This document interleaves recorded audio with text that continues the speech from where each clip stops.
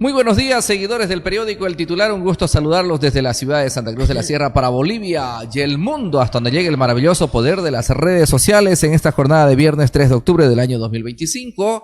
En vivo y en directo les habla Vidal Dorado, nuestra invitada del día de hoy, la doctora Erika Orosa, para hacer el análisis respectivo de la coyuntura política nacional. Doctorita, muy buenos días. Buenos días, Vidal. Gracias por la invitación. Es un gusto verla siempre y estar Igualmente con usted, y en este inicio del fin de semana, que yo sé que nos va a dejar buenas declaraciones, buen análisis el día de hoy para que la gente pueda comentar todo el fin de semana. Gracias, Vidal, gracias. Doctora Erika Orosa, en principio, vamos a hablar de diferentes temas que tienen que ver, por ejemplo, con el debate. Vamos a empezar hablando del debate que se ha anunciado. ¿Es necesario el debate? ¿Cómo debe ser el debate? ¿Cuáles son las condiciones que se debieran de poner para el debate? A ver, en primer lugar hay que definir entre lo que es el debate y lo que es una exposición. O sea, yo lo que he visto hasta ahora que son exposiciones, son declaraciones, son promesas, pero de ahí que hubiese habido un debate profundo en términos de economía, política, en lo social, ver cómo se va a reconstruir el país. Yo creo que eso todavía no ha llegado, ¿no? Sería importante que esa temática entre en el próximo debate que están haciendo, si es que va a ser debate realmente. No ha habido debate entonces hasta ahora. A ver, ¿cuáles son las ideas que se han debatido?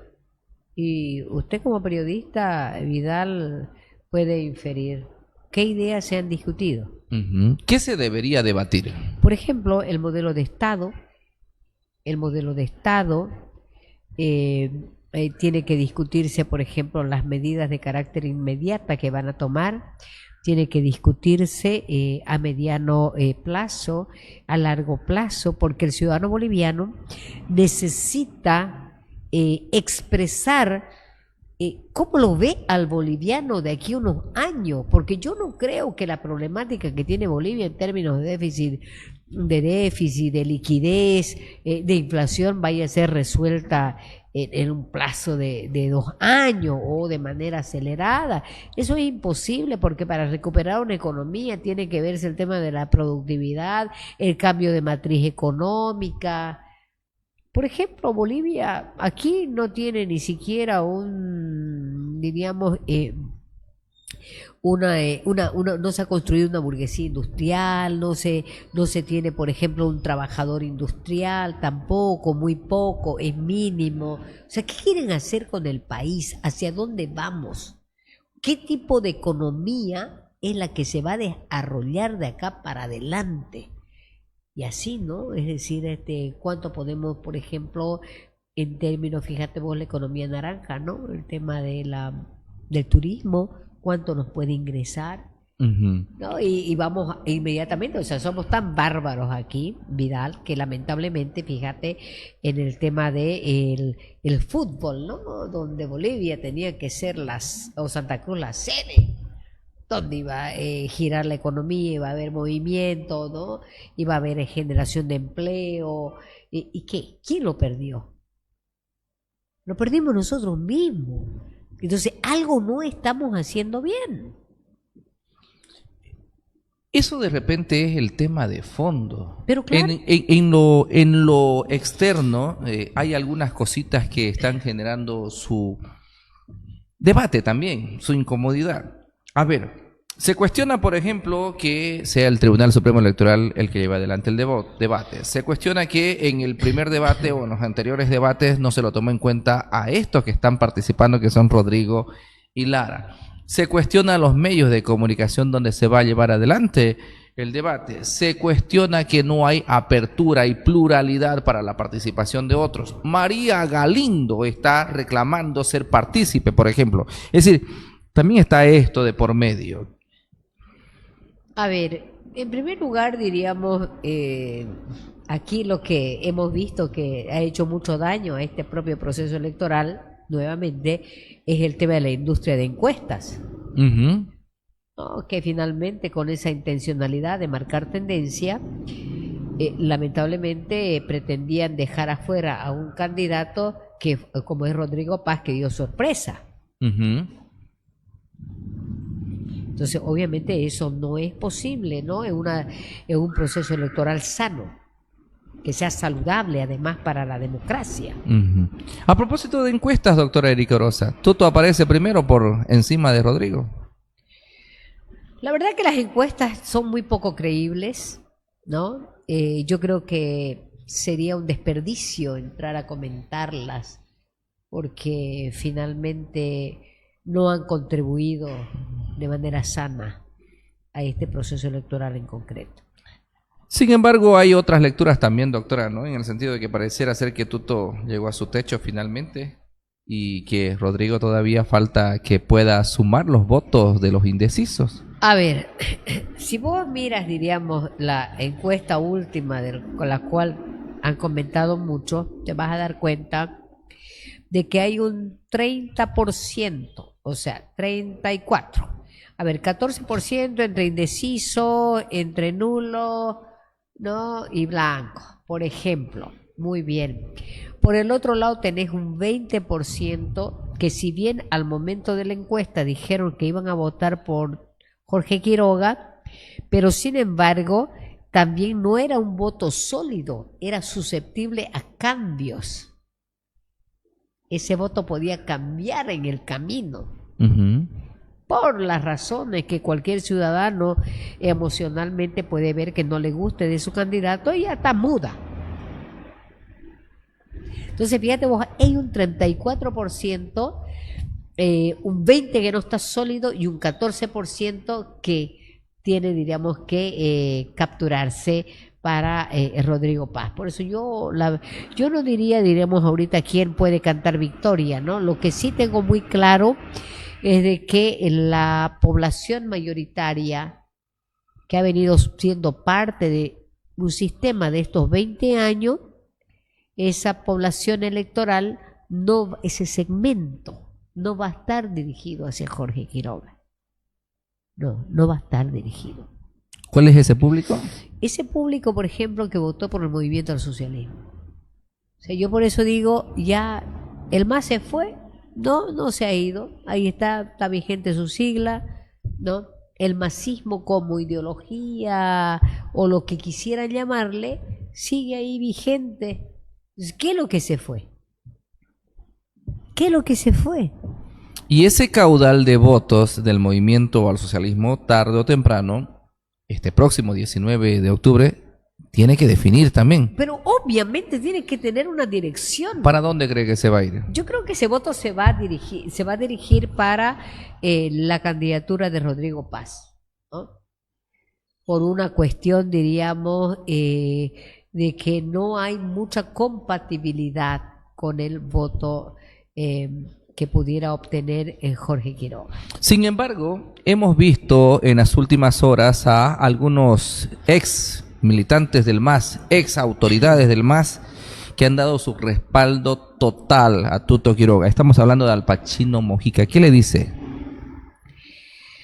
A ver, ya Jorge Quiroga convocó a las bases del MAS también a que hubiesen podido sumarse, apoyar el proyecto, y me parece coherente además, diríamos, porque finalmente son ciudadanos que tienen derecho a votar. Tienen derecho a votar, tienen derecho a elegir. Entonces van a elegir a alguien. No hay ahorita más que dos candidatos, o van por uno o van por el otro. O sea, no hay más opciones. Entonces no le pidamos a ese señor, ¿no es cierto?, que ya sea del más o sea del menos, no vote por nadie, ¿no? O que no vote por este o que no vote por el otro. Tienen derecho a elegir. Si esa gente, si ese ciudadano quiere elegir o optar por la opción de Quiroga, tiene todo el derecho, como tiene todo el derecho también de votar por Rodrigo Paz. O sea, no le puedes prohibir a la gente que tenga una elección de candidato. No puedes. Hasta hace poco, sin embargo, líderes políticos, para ellos era como el agua y el aceite intentar juntar o acercarse al movimiento, al socialismo. Hoy vemos que prácticamente hay una simbiosis Pero es que el movimiento al socialismo tampoco es dueño de las voluntades de esos ciudadanos que han votado. O sea, no son propietarios de esa voluntad de ese ciudadano que probablemente engañados votaron por el MAS pensando que podían salir de la situación en la que se encontraban. Muchos de ellos se han sentido también defraudados y tienen el derecho a tomar una opción política por quien votar. Ujú. El caso del señor Al Pacino Mojica, ¿usted cree que suma, que resta para Tuto? A ver, como te decía, o sea, ellos son libres, ¿no?, de tomar la opción que quieran tomar.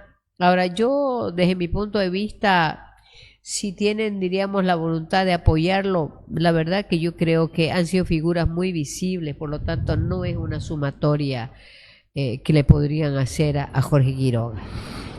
Aún salvando la experiencia como funcionario público del CEGIP, que ha tenido buenos resultados. No, más allá, o sea, a ver, hablamos de buenos resultados, ¿resultados en qué? Si hemos visto casos que tampoco han sido esclarecidos, ¿no? Ahí. O sea, ¿cuál es la bondad? ¿Qué es lo bueno?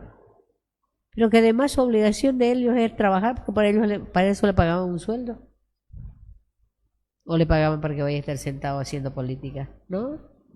¿Cuál debería ser la reacción? Vamos a utilizar este término. ¿Cuál debería ser la reacción de Tuto al recibir el apoyo de Al Pacino Mojica?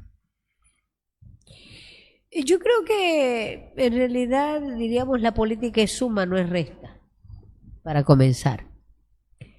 Y lo que él tiene que hacer, Jorge Quiroga, ver hasta dónde le puede sumar o hasta dónde le puede restar este señor, ¿no? Uh-huh. Esa es una evaluación que tienen que hacer la interna y ellos tienen sus propios estrategas que tienen que analizar con pinzas, ¿no?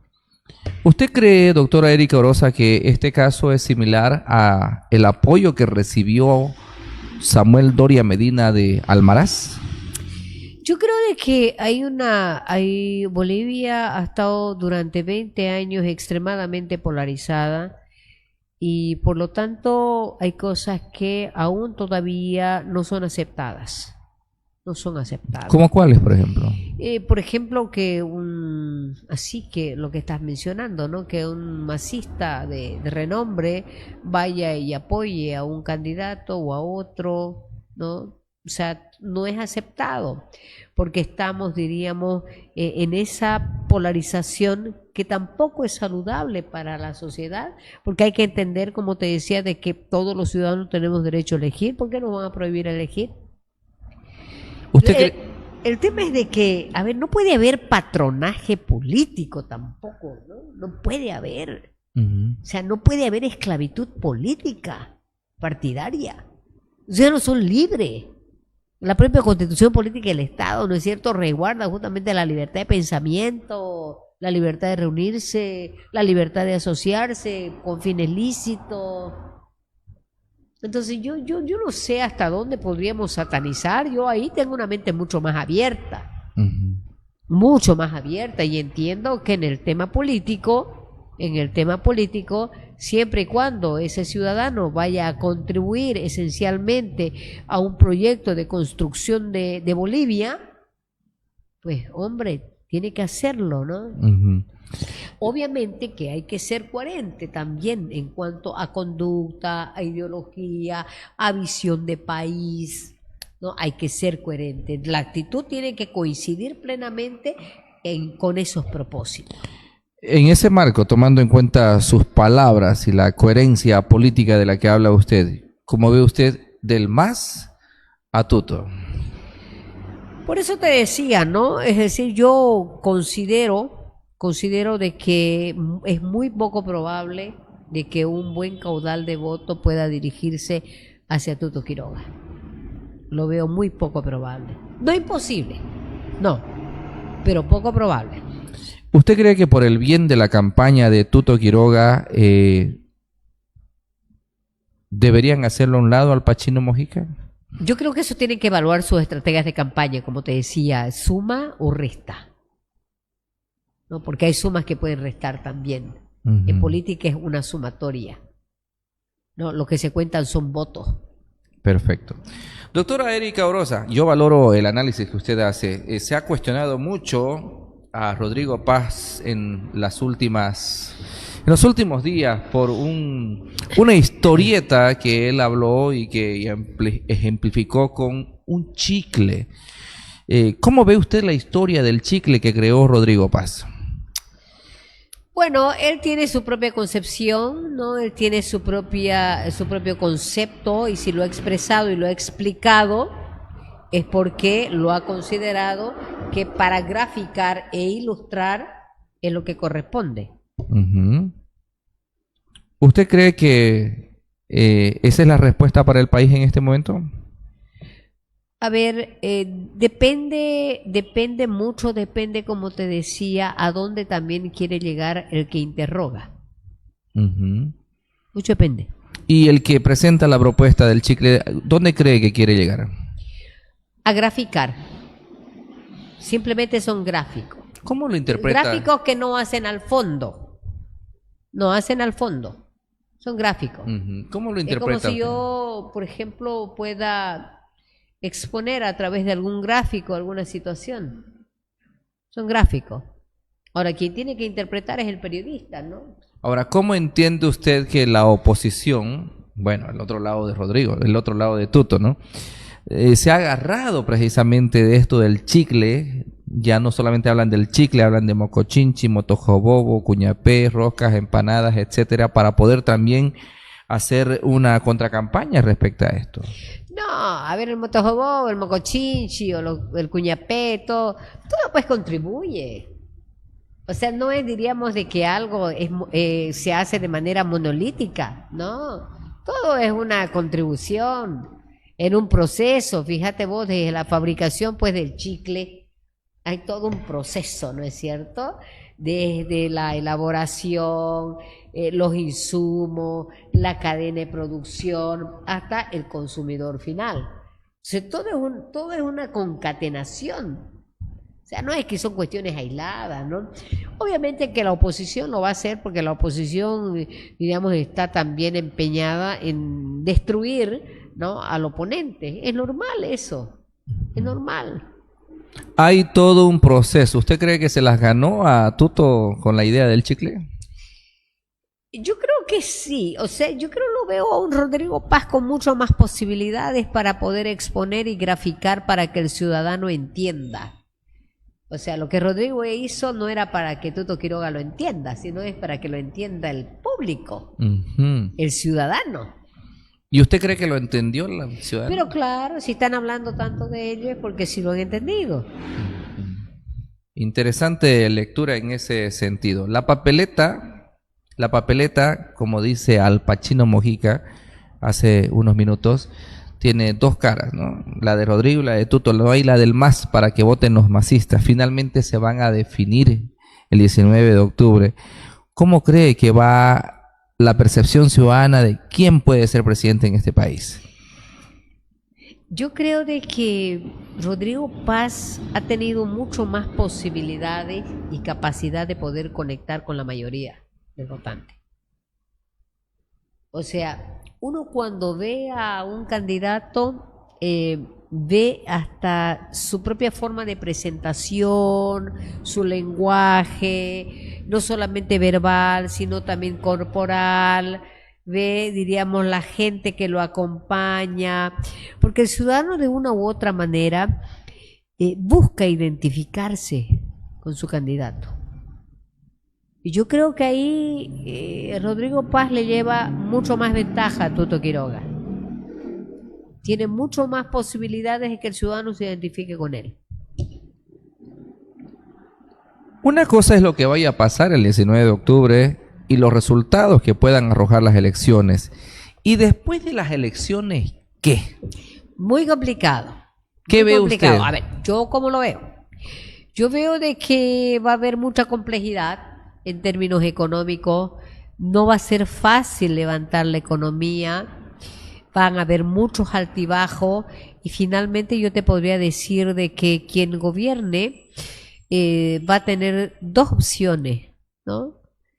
va a tener la opción del ajuste, ¿no? Y va a tener la opción de dejar las cosas como están, y finalmente un posible estallido social o viene por ajuste o viene por hambre.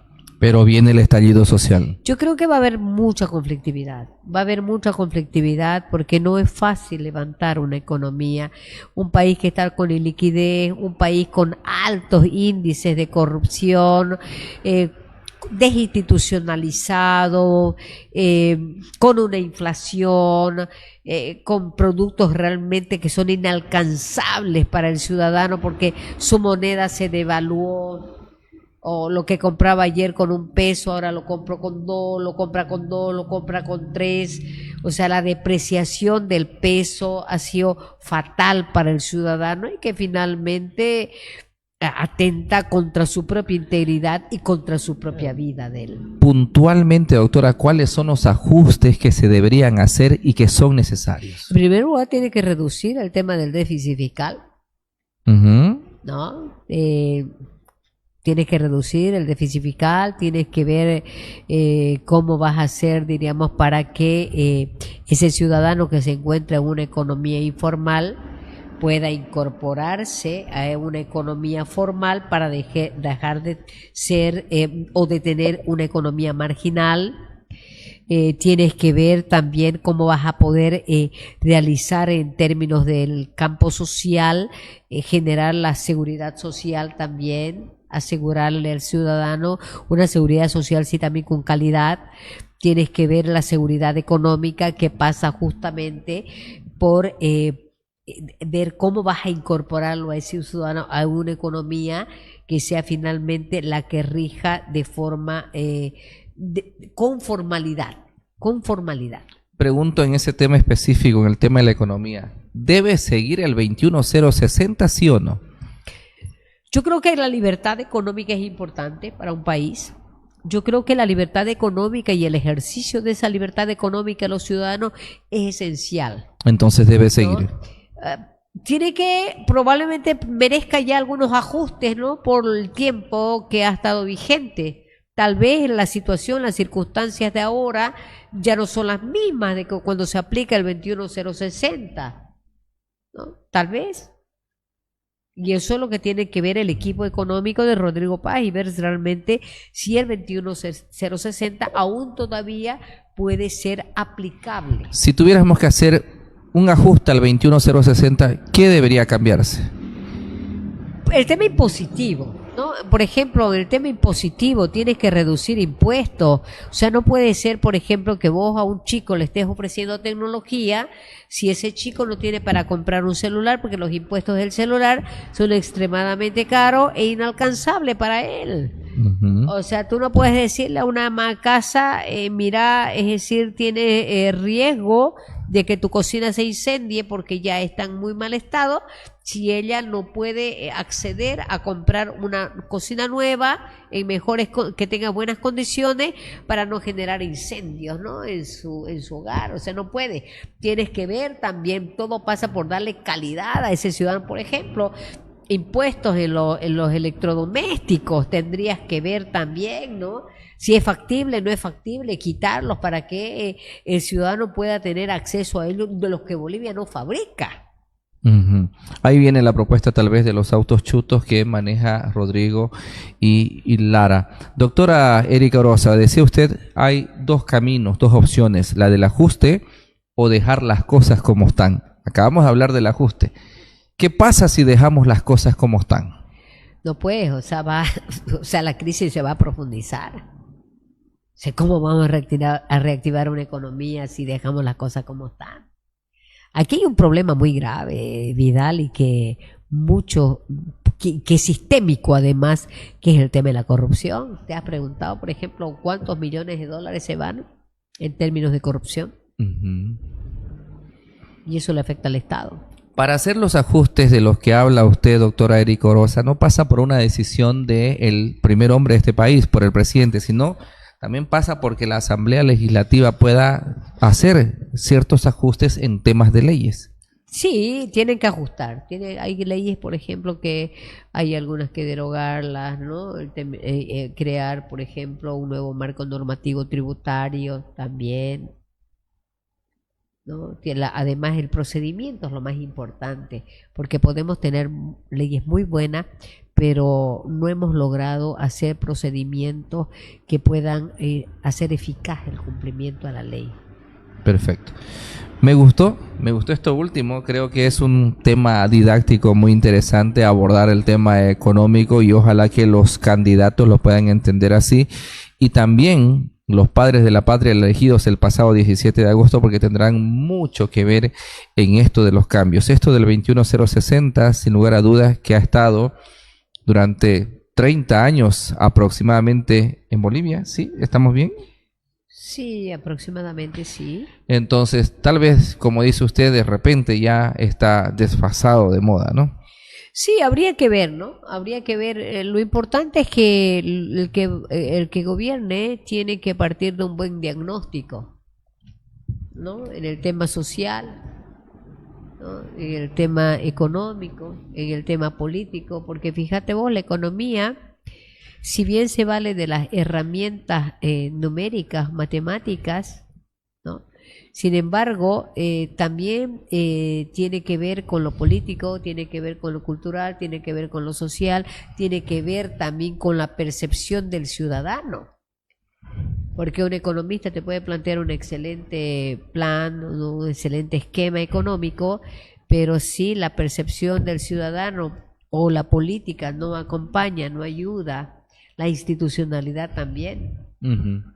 El tema de la institucionalidad en Bolivia es gravísimo, o sea, hay una desinstitucionalización total.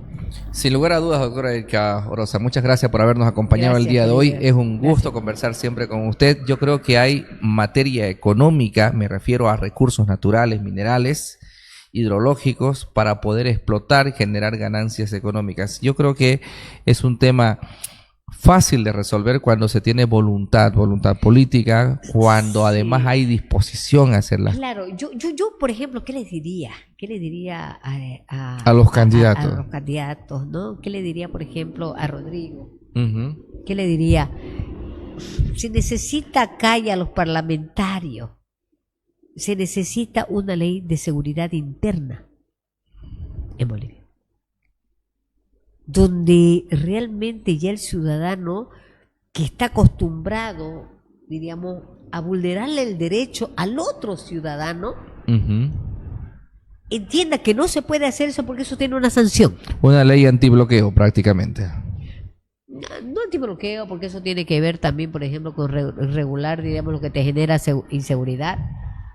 Ya. Yeah. No solamente son los bloqueos que te generan inseguridad, son muchas cosas que te generan inseguridad. Entonces, eso tienes que ir al fondo. Así es. Gracias, doctora. Vamos a seguir abordando este tema que parece interesante. A ustedes, seguidores del periódico El Titular, gracias por acompañarnos hasta este momento. Comparta, comente, etiquete a sus contactos para llegar a más personas. Desde la ciudad de Santa Cruz de la Sierra para Bolivia y el mundo, les habló Vidal Dorado. Permiso.